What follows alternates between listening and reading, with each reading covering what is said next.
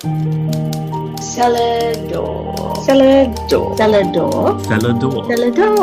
Cellar Door. Cellar Door. And hello and welcome back to another episode of Cellar Door, Tolkien and Beyond. I'm your co-host, Neisha T. Mulchan. And I'm your other co-host, Lacau. Hello and welcome, Lewis and fans, back to another episode of Tolkien and Beyond. And today I am bringing you a very different philosophical and social consciousness conversation. Are you intrigued? I love it. I am interested so much. There's so much to talk about society and so much that Tolkien brings up in his literature. Where did you want to start today, Neisha? So I'm bringing you an article that we read from Fabius Maximus' website. It's a personal website. It's a interesting article. You know, I'm always researching anything that can come out in the name of of Tolkien, philosophy and otherwise. And while I may not personally agree with the writer's editorial, I do really very keenly want to discuss his philosophy on society, depression, and equity and inequality, and how that is manifested in the lands of Middle-earth and the people of Middle-earth, because that's very important for us to understand as a humanity. And the reason I want to discuss it is the world of Tolkien is one of the only worlds in which we are all completely united. This is a 90-year dynasty, and people from around the world, perhaps the universe, fall in love with, are influenced by and impacted by and changed having read the works of Tolkien and the life of Tolkien himself. And I feel like there's a universal consciousness and a social communal, a social community that has come from that. And I think that it's a great example of people from all walks of life coming together to find a mutual love of something that teaches them how to possibly be a better person, or challenge society, or challenge the role of justice and what one person can achieve.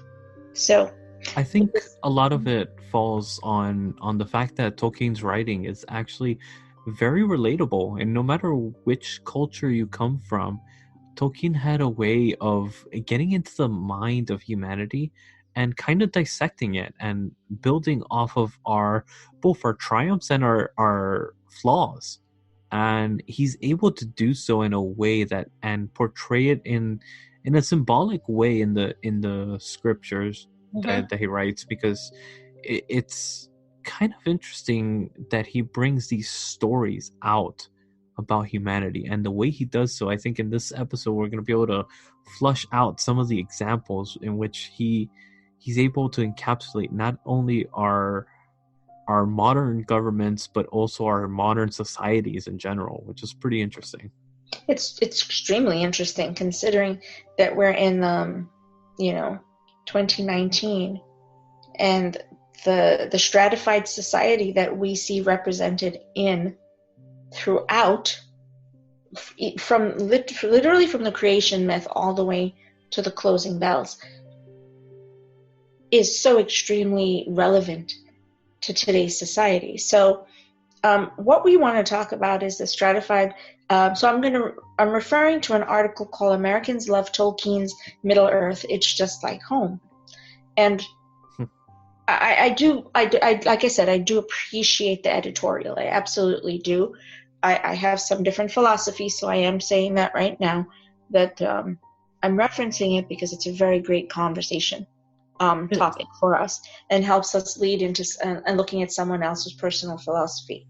So it was posted by Larry Kummer, Kummer, He's an editor on this website, and it, I believe, was posted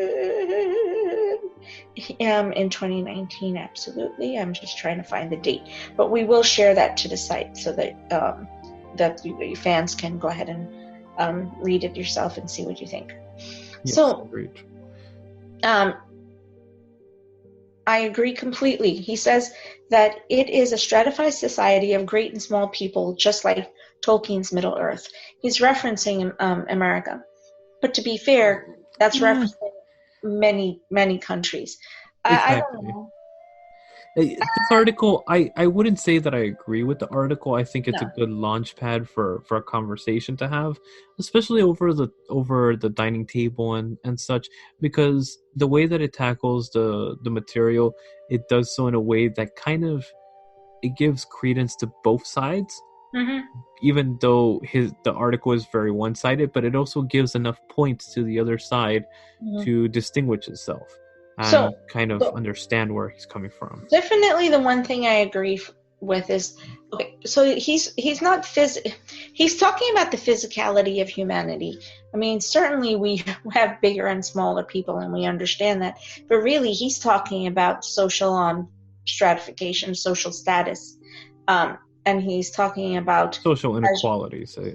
He is, but he's just, and as you move along, your understanding is that everyone has their place in a society. Everyone plays their role, and for some reason, he's likening Middle Earth, which definitely has that, correct? Because there's kingdoms.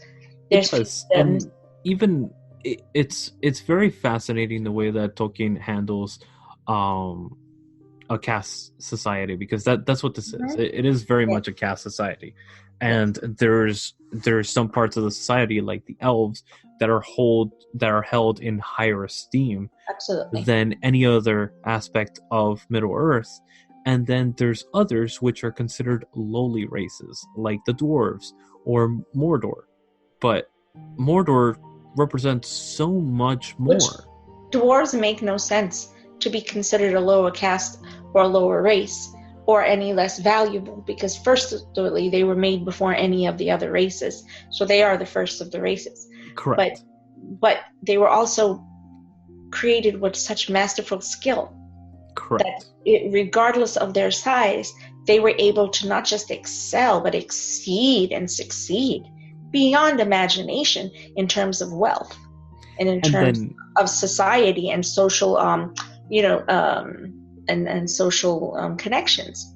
And Tolkien goes into the dwarves, and he kind of puts them in the class of the industrial working class, very much like the factory workers and stuff like that. That in England, the factory workers were educated, but they were not able to afford proper higher education. No, absolutely. Yeah. But they were working in the factories and the steel mills and all that stuff. So he made the dwarves iron workers and such like that, which is basically that class. So these are educated people, yet they don't have the means to progress in society any further than working in industrial fields. So where would Tolkien have fallen if he did not have his talent and a guardian who was supporting him to be able to make that, to jump that divide? He would have, as he says, and as we hear in the movie, whether we call that gospel or not, when he was expelled from Oxford per se, he would have had to go back to a clerkdom or to working in the factory. So it's a rhetoric that's really a revelation about his own existence and where he could have been, because Tolkien and his brother were part of both societies, exactly, both social classes. Exactly. And then you see the class system in there, because you also see the kind of fraternal and college class as the hobbits. What are they doing? They're always drinking. They're always enjoying gardens and talking philosophy and talking about random things, but never getting involved in In society and its anything, struggles. nothing. No. They lived in a microcosm. So it's pretty much like the college system in England at the time. It's very much like his friends that he went to college with. Yeah, the TCBS. Exactly, and it's very much like that. It's very much the kind of upcoming possible higher education, and that's what I think of the hobbits, and I think that's where he grew that society from, because he always wanted to be a hobbit. In this article, but in this article, as you move forward in that point, let me make this and then see how you tie them together. The author says something very interesting. He says, okay, so it's actually a quote. Depressed people report feelings of powerlessness to be an index of their condition, and just look at how power is distributed on Middle-earth. Aragorn has it, Gandalf has it, Galadriel has it because of what they are, a king, a wizard, an elf queen, rather than what they do. To hold power is to be good-looking, great and beautiful, Galadriel, in the flower of manhood, Aragorn. There isn't a lot of magic on Middle-earth. Rabbits don't come out of hats, and no one gets turned into a stone or a poodle.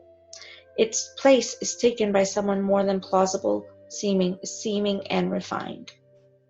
And then he goes on to talk about political power. So what you're talking about is a person whose social class and status is awarded to them, that they're born into, versus someone who is able to climb the social ladder through warranted skill to be able to gain a higher status. I also think this is like any other fantasy novel.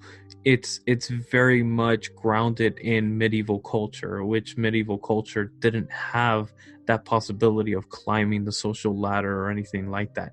But Tolkien's writing is a little different because it allows for that. It allows for a lonely ranger to rise through the ranks and become the king and reclaim his throne, but it also allows a maiden, for a hobbit. yeah, not only a hobbit, but a handmaiden to come out as well ahead and be able to do way more than a woman would be able to do in medieval times. And this is where I think Tolkien this is why he stands out amongst the thousands and thousands of authors of fantasy out there, is that he grabs these themes and he does it in a way that's not pandering, or it's not insulting to the group that he's addressing it to. He's doing it out of love. And I think, and it shows in his writing. The handmaidens, especially Galadriel, one of the most powerful beings on Middle-earth, is a woman elf. I mean, that's incredible. She's an elf queen. Yeah. And one of the most powerful out of the five. So, of the ring bearers. If you think about it, fantasy back then was very much a male-driven literature. It wasn't something that females were allowed to read socially. It wasn't a social norm for women to read it. Yet I think he broke that barrier when he wrote these stories, and that was kind of his intention, I think. Now, one of his greatest influences was Arthurian lore, and as we're going to discuss on another episode, we did see this type of the underdog. The thing is, though, is that overcoming the power, the structure of power. So that is correct, but the Arthurian legends were kindly rewritten a lot in modern literature, and that's when those stories were come out. When those stories came out, and that side of the story came out. If you read the previous text or the original copies and original editions of the Arthurian legends from the Middle Ages, you see it as very male driven. The women are portrayed in god awful ways, and a lot of the literature of that time was like that too. And they kind of revisited it once modern fantasy caught up and allowed women to be the heroes, and Absolutely. allowed that. So I think Tolkien was one of the first, if not the first, that made it mainstream. That's something we can explore for sure. Absolutely. I going back to this then. Do you agree? Its place is taken by something more plausible seeming and refined. Political power, being a king, a wizard, a queen, is allied with willpower, an ability to make things happen. I agree with that statement. I agree with that statement. I don't agree that that was the intent of it. I think that is a modern interpretation of it, and Yes. It's our modern mindset putting it into our time frame, that's what makes Tolkien's work so timeless, is that we're able to identify and find new identifiable issues. But I don't believe that was his intent as a writer. But that's the great thing about literature, is that you could make it your intent because that's what you interpret from it. Then I would go with the next statement. Powerful people run faster and have stronger characters. Yes. Which, as we know, is why they cannot bear the ring. So he writes it differently. Powerful people, for instance, Galadriel, for instance, Boromir, even Gandalf, their nature, the powerful nature, the will, and that they wield makes it difficult for them to be able to harness the power that they would have holding the ring. Whereas Gandalf and Galadriel knew that they could not. They were quite aware. Well, Galadriel actually overcame it, so it's not like she overcame. Was aware. She was self-aware enough to know, this is a being that I could be. This is I could surpass anything, everything, and all things, and go back to the original being. That's debatable. And I don't know. Well, because Galadriel, I do believe that she did it for ulterior motives. It was allowing her redemption from the Silmarils, and I believe that's why she did what she did. And that's why she even said it in the book. It's written that I pass, and it's not that she passed his test or anybody that's theirs test. This was the test passed on by the Valar about the Silmarils and the temptation that her kind of elves endured to the Silmarils, and the betrayal to their own kind. They were the first to turn on their own kind and betray each other for the beauty of the Silmarils. And because of that, she has always had that vice, that evilness that could allure and come out of her. And that's why Sauron gave her the rings, because he knew that he could tempt her like he tempted the Nine and so many others. And that's a whole other fascinating thing, where I think power corrupts. Absolute power corrupts absolutely, and that is but it does not corrupt evenly. But that's the thing, though. If you don't have any inkling of power, then it doesn't allow you to completely. So if you have corrupt. No conscious awareness, no conscious integrated awareness of the corruptibility of power, exactly. or of the presence of power, or of the definition of power, then you cannot be corrupted by power. Exactly. Like Frodo and like the hobbits, because they're so much in their own world, they don't care for power. It's not in their drive. It's not their language. It's not. That doesn't mean that the people of Hobbiton or the hobbits cannot be corrupted. Oh yeah, they could not the be Saxvilles. Exactly what I was going to say. The Saxvilles. They're perfect because example. They could be bent to the will of power, and that is again manifested, as you well know, when they are in the at the inn. So yep. the entire Peregrine Oh, took when he tries to take the yeah. Palantir. That was corruption. That was But his. well, that was his touching corruption. But what happened? He actually was not corruptible. He was not corruptible, and therefore he challenged it, which is why Gandalf is how the heck did you survive this?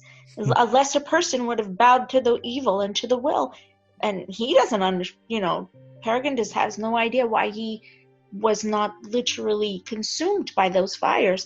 He was not consumed by it because he was still a naive soul. Correct. That was filled with goodness. Yeah. And because that was the nature, the common nature, the absolute nature, then it would not be that much harder to corrupt him, or for him to be corrupted. Does that make sense? Oh yeah, it does. It perfectly does, and I think that's the fascinating part. And I think that's where the stem of this article is the fact that there is a societal class system in Tolkien's writing. Yes. And it is very apparent that, yes, this is a story about the underdog coming and saving all of humanity by saving us from the corruption and greed of the upper class. It is very much that, and you can interpret it as that. Yes, you can. In a modern sense, you can interpret it. Whether it was Tolkien's intent, I don't think so. I don't believe so. I don't believe, because he even says it, that he does not believe in that kind of writing and literature. No. But it's his writing lends to it. So it's up to interpretation. It's the same way that fascinating films and films like 2001 or others could be interpreted in so many different ways. It's the same thing with great literature. So wouldn't that be based on the virtue or the integrity of the reader? Yes. And of the being. So, and I think that at the very core, the reason why the hobbits and why Gandalf, this powerful of beings, why Galadriel, this powerful of beings, why Elrond, this powerful of beings, they all bow to the will of four hobbits. Think about that. It was no matter what happens, and how incredulous and unbelievable it would be that these most powerful of beings who had lived for eons bowed to the goodness and the righteousness and the virtue of these hobbits, should be able to complete this task, because they were not at that time. They were corruptible. Everyone's corruptible per se. Well, look at Sam. Sam is corrupted, and so is Frodo, and so all the hobbits are corrupted, but they find their way back. That's right, because it's not. Again, what I've spoken about in the past, it's the DNA sequencing. It's completely different. Yes. So the layers and layers and layers of negativism had not saturated them at this point. And innocence. when they haven't lost their innocence. They haven't lost, exactly. They're still naive. They're still. I think hobbits represent the children and teenagers and young adults of society. I think that's what Tolkien's intent was when he was writing it. I don't believe that it was his symbolism or anything like that. I believe that he drew inspiration from children, from young adults, and from teenagers as his inspiration for hobbits. Don't you think that he was saying that anybody who embraced that naivety, but that goodness and that virtue, had the ability to be able to overcome and to be able to withstand the corruption of the One Ring, and to be able to get to Mordor and still get all the way to the fires? Because at the very last second, Frodo he gives in, and then Sam has to rent him back from that. But don't you think that all of us have the ability to do that? It doesn't matter. We do. Yeah. We very much do. And I think that is truly what the intent of Lord of the Rings is that no matter how small you are or how insignificant you think you are, you can Yes. always make an impact on society and That's on right. the world. And I think that's truly what the stem and root of the literature is about. Hmm. Anything further than that is honestly a conclusion of our own, of the time, and our own personal That's interpretation of it. personal interpretation. Yeah. Exactly, exactly, But exactly. I, and Tolkien even says it, that I didn't write these as simile or anything like that. This literally was an adventure story about a small human that can be so much more. That just like at the end of the book is all of humanity and all of the humans that towered over these tiny beings bowed and became lower than these hobbits that were short in stature but great in size. And Mhm. that is very much what Tolkien intended in this trilogy. That was his intent in the trilogy and in the Hobbit, actually. And he used that as the basis for everything else. But that's the only intent, I think, that the Tolkien made a point to Mhm. to put across. Everything else is personal interpretation, and I want to be clear about that, because again, he's stated that very, very clearly. The whole Tolkien estate has stated that very clearly, that there's anything else is just personal interpretation, not what he intended. But that's what makes great literature, that we That could is what draw makes so great much. literature. And I'm hoping that we're asking fans to really step back and look at it, the plausibility of what we're saying, and how we feel, what our awareness is of the Tolkienisms and Tolkien's intent to be able to draw these very strong lines, to bridge gaps between self-implied inequities and inequalities, that really, when the chips are down, that our savior can be the one who we least expect it to be. Yep. That all of the champions that have been put before us, who we have trained up and who we have heralded, will fail and fall to the corruptibility of power if we're not careful.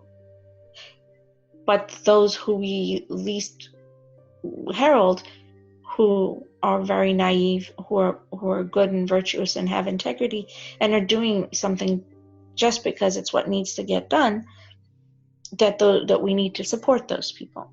I'm not saying not to support our champions. Please, of course, support our champions. But that's the thing, though. What were the champions before? Look at our champions that we have in society. Jesus Christ was what? He was a carpenter before he was officially known as the changer of mankind and the creator of Christianity. What was Buddha before?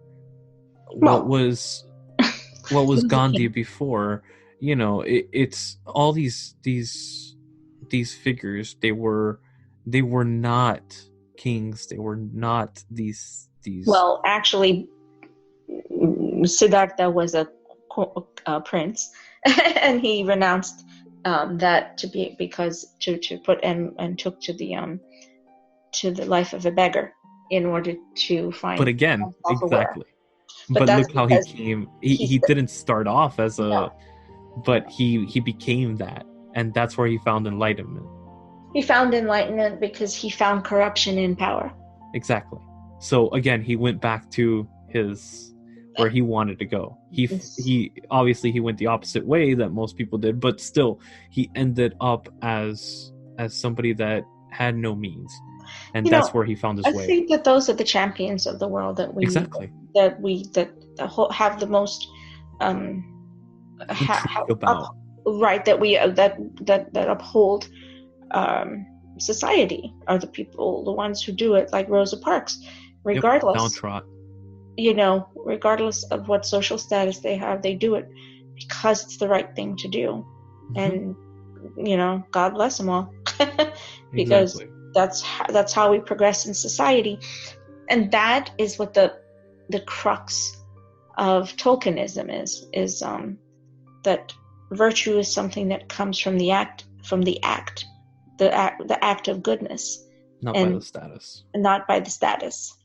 So, that being said, neither of us, while this was a well-written article, and I certainly understand the editorial piece, and I do welcome the author's writing, because it gave both of us the opportunity to counter it. But also have a discussion about it, which is important, I think. And it was very important to have this discussion, understanding. It's not the kindest of articles, so please, when you read it, understand that what I feel that the author is doing is in a sense riling us up to really understand the intent of the writing. Do we want to feel this way about society, about our place in society, and do we want to see other people in stratified to being less than someone else? I don't think that that's anything I'm interested in, and that's not what the message that I ever got from Tolkien or from the works. So, but I do agree. We live in Middle Earth. We all fight the same battle on a regular basis. We're all challenged to be Aragorn and take our place. We're all challenged to be Legolas and take our place. We're all challenged to be the hobbits, and we all struggle with darkness, and we all struggle with temptation that could lead to possible. Absolutely, and to willingly step forward to be a champion when we are the least person, or we least believe that about ourselves, because that's what happened with Bilbo. So. Just so much ethical and moral discussions throughout the lore and the mythology and the stories. So thank you so much for this episode today, Lewis. I hope I brought you another really good one. Oh, yes indeed, always. So thank you so much for listening to us today, and as always, we'll post the information about the article, and we're very happy for you to give us your feedback if you think we went in the completely wrong direction. Do you think that this article, that the editorial was correct, or do you feel kinship with that editorial? I mean, I do have kinship with it because it made me think, it made me ponder, and put into words my own philosophy and my own moral principle when it comes to looking at the edictisms of the Tolkien lore, and of society and stratification of society, and how we can all be heroes, and how we can all step forward to be champions. Correct? Yeah, I definitely agree with that. Absolutely. So if you want to continue having this discussion and discuss so many other topics, please come to our Facebook page.